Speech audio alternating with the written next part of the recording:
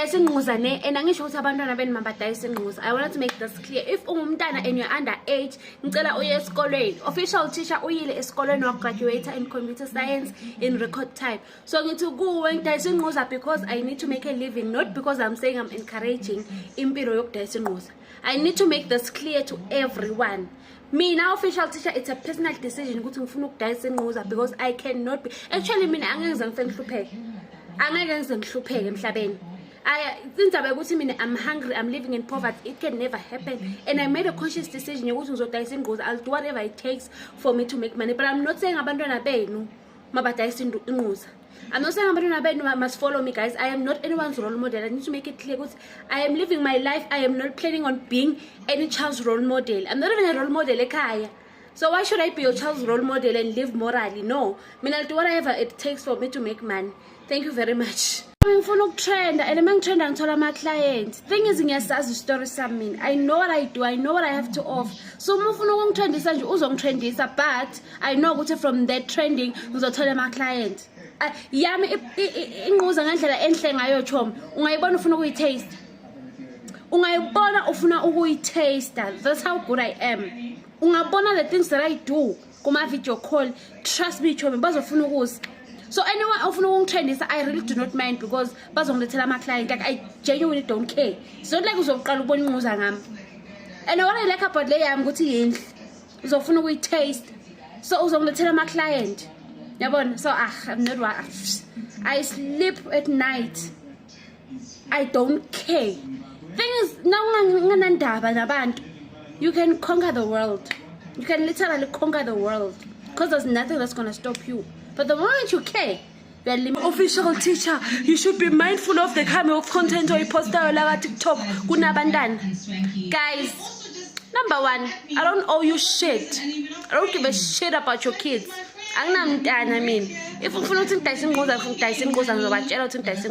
secondly, there's this thing called the parental control. You control what your kids are saying. If you are working, how much more the other content, nasty content that is on the internet? Keep your kids off the internet and then you'll have good children. Because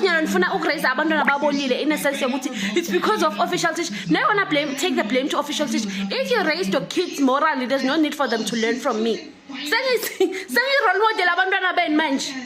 Sangi influence botala lami nebantwana beni. Musa ngihlanyela nini? Uzanje ungitshela umdzidzi. I wanna angivane khuluma la TikTok. I'm a very peaceful person, but nyona ngitshela umdzidzi. Libolo leli ngitshela lona. I think the most dangerous thing about me and the most thing that threatens people is the mere fact that I don't care. And it bothers people because they're like, how could you say that in a public platform? How could you say that? Guys, I don't care. And I am a threat. I know a lot of you guys hate me for that. She should be ashamed of herself. She should not be comfortable in saying such things. It's because I don't care. I don't live for people. I mean, I live for me. I'm happy and you can't comprehend that. Official teacher doesn't care about you guys. No, I'm not trying to block the account and continue with my life. I just don't care about you guys. I'm Nazi. I don't owe you shit. As long as I'm living my life and I'm not bothering anyone and I'm I don't care about you. You are bothered by me and you are threatened by my confidence. No, guys, I'm going to feature on me, Sisilana, what's the reason why it's because I want to spread the ngulas. I want to spread the ngulas. That's why ngidayisa ingquza. Nayo vele. Nayo, and because uthi ubone ukuthi nginayo before shaya iskun siyayithestela. Before shaya iskun siyayithestela. Sitestela onke ama diseases. Okay. So we are ngizothenga ingculazi. It's not like it's in Zofa and stuff. It's not like it's in Zofa and stuff. Man tell ingculazi just like a flu. So it's not about air very right. I get a chop.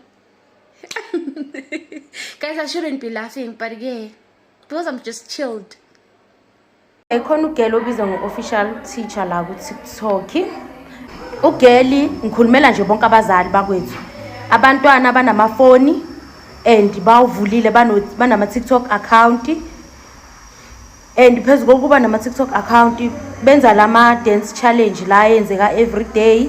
Hayi ukuthi mhlawumbe benza ngenye like for bayibukela nje TikTok, but ugirl wrong.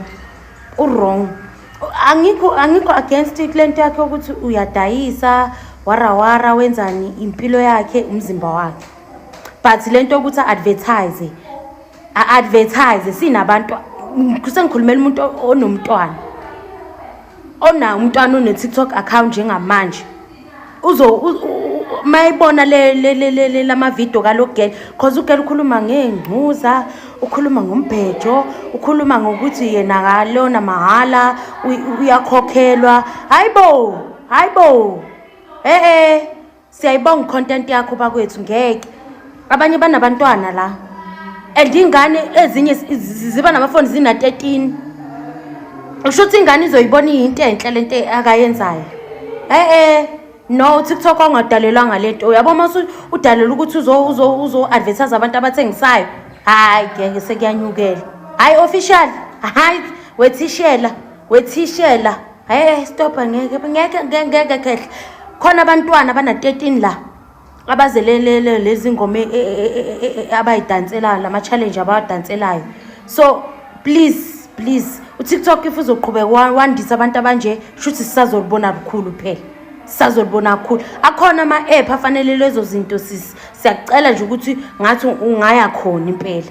Ngathi ungaya khona. Phela abanye abantu ba easy influencer, ba easy, and abantwana ke bancane ukuthi bengalalele lo dodo ushoyo. Hayi ukubola khohlakala. Content yakho mayibe ngenye into bakwethu. Hayi ngokuthi wena ukhuluma nje ngombhejo uthi kwenzakaleni vele. Uthi kwenzakaleni because ingane zina ama TikTok account uthi zithini ngalento ekhuluma umdala. Sabazali bakwethu hayibo ngeke khuzeka.